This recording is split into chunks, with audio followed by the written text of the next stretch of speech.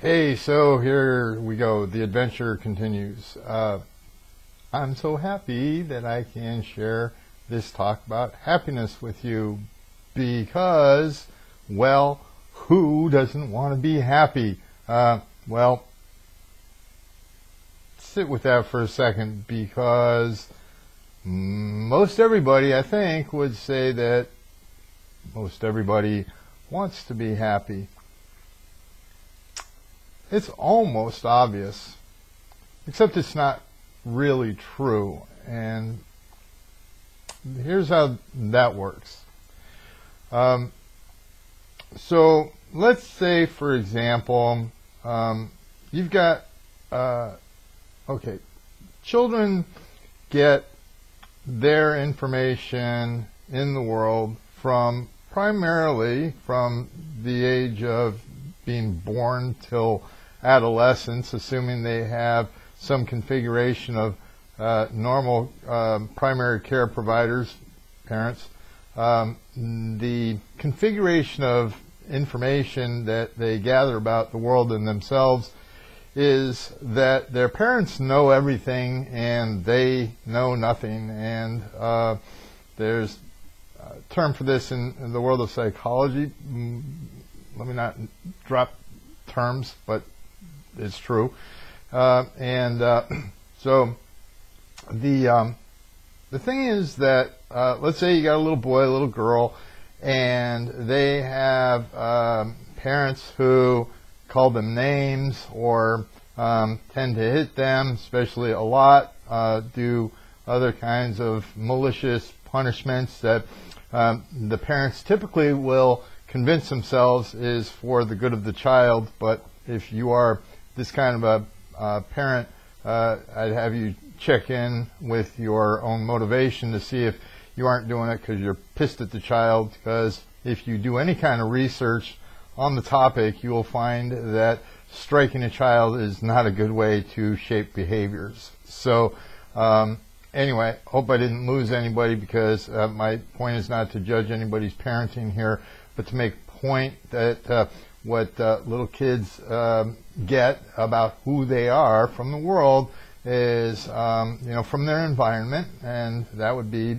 as I said, principally from their primary care providers, parents. And if the child is being told that they're a piece of crap, well, they internalize that, and then what people do is that becomes a subconscious self-image, maybe commonly understood as a self-esteem issue, and we carry these things around with us, and they're buried, underneath, just life in general, and then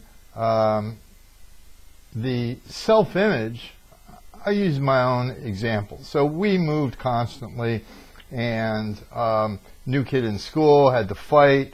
I ended up being in foster homes, rejected by many family members along the way. Accepted by family members too, don't get me wrong. But I was an asshole.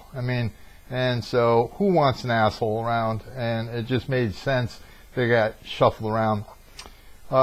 Now, the self-image that I developed was I was faulty. I was broken. I was no good. Subconsciously, at least, if not unoccasionally consciously, the idea is that no good things should happen to no good people. And so whenever anything resembling good happened in my life, I would sabotage that.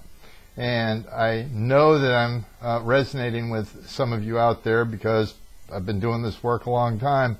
And if you get honest with yourself and you realize that there's some part of you that feels as though you aren't deserving of good health and good job and good relationship and goodness, then you understand what I'm talking about.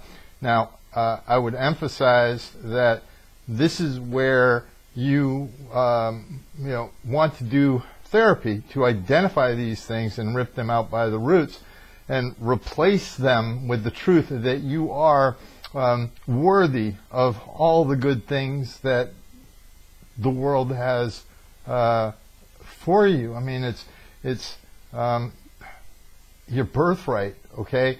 And this is where a YouTube channel with Dakota talking to you isn't going to do the trick. You need to find a good therapist and start working on these things and get honest with yourself and get honest with others. You can start with the therapist because that's a safe space, and it's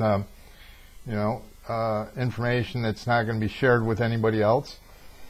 And the good fit of a therapist is key.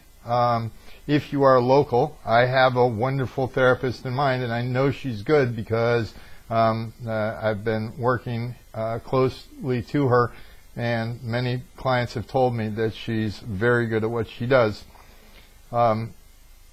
So if you want a referral, you can feel free to contact me through my website, dakotatherapy.com, and I would be happy to pass along her information to you.